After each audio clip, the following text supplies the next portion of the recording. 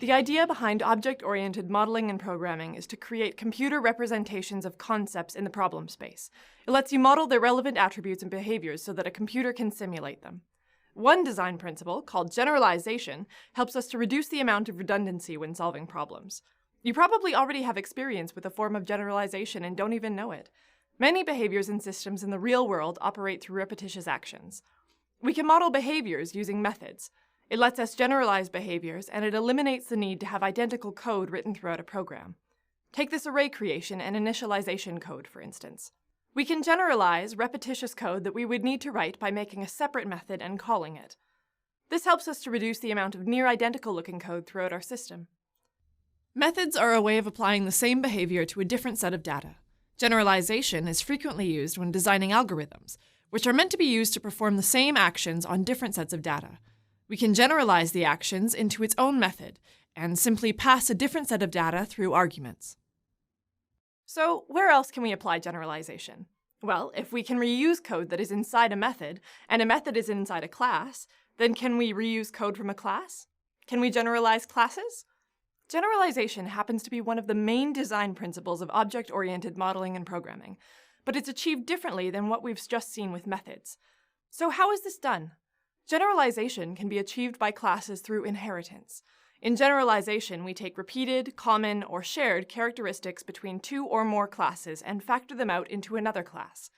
Specifically, you can have two classes, a parent class and a child class. When a child class inherits from a parent class, the child class will have the attributes and behaviors of the parent class. You place common attributes and behaviors in your parent class. There can be multiple child classes that inherit from a parent class, and they all will receive these common attributes and behaviors. The child classes can also have additional attributes and behaviors, which allow them to be more specialized in what they can do. In standard terminology, a parent class is known as a superclass, and a child class is called a subclass. Let's say you want to model an adorable cat named Mittens. Mittens has 4 legs, a tail, knows how to walk, run, and eat. But these attributes and behaviors can also be used to describe Doug the dog. Doug also has 4 legs, a tail, can walk, run, and eat. If you were to design classes, cat and dog, based on these characteristics, you would have a lot of overlapping code.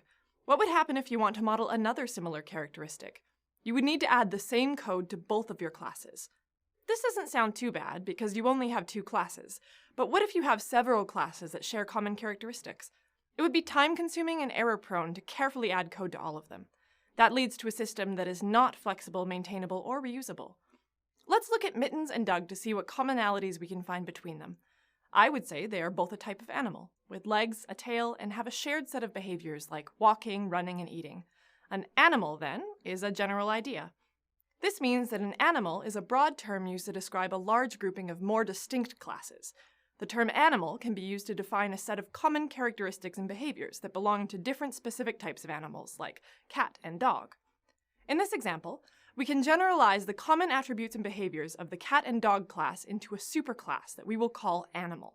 Keep in mind that we can name these classes whatever we want, but since we are creating meaningful abstractions of things in the real world, our classes should be named after the things we are trying to model. This makes our code easier to understand. The subclasses will inherit attributes and behaviors from the superclass. Since cats and dogs are both animals, they inherit from the animal superclass. One of the advantages of doing this is that any changes to the code that is common to both subclasses can be made in just the superclass.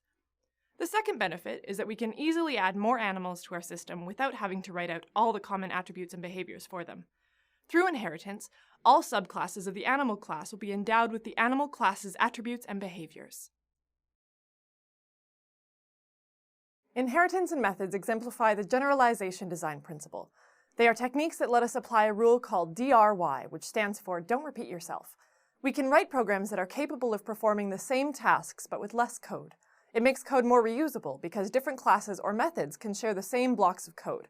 Systems become easier to maintain because we do not have repetitious code.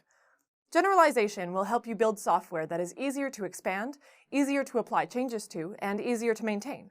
By learning how to identify commonalities between classes and their behaviors, you can design highly robust software solutions.